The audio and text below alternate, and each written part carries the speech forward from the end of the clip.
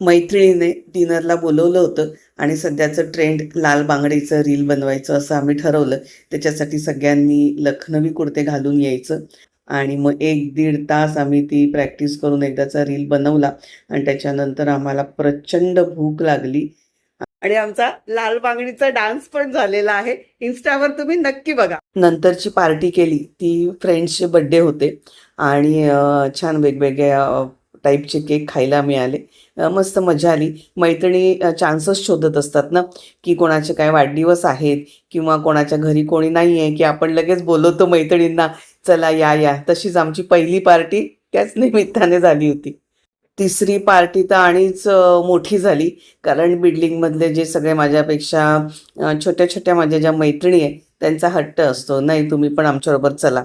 तर प्रोग्राम असा ठरला, आधी स्काय सिटी मॉलला गेलो. तिकडे मस्तपैकी गेम खेळलो.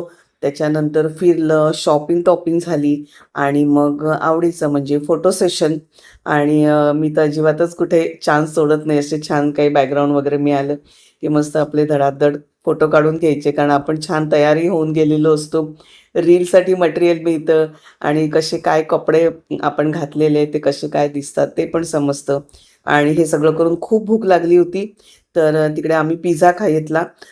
अर्थात बरं झालं तो घेतला कारण नंतर सगळे जेट्स मंडळी पण येऊन आम्ही डिनरला जाणार होतो आणि आम्हाला हॉटेलमध्ये जे टेबल पाहिजे होतं ते मिळायला आम्हाला जवळजवळ 1.5 तास लागला. त्यामुळे आम्ही हुशारी केली होती आणि मॉलमध्येच पिझ्झा खाऊन आलो होतो आणि इकडे पण आमचं डिनर एकदम मस्तपैकी झालं.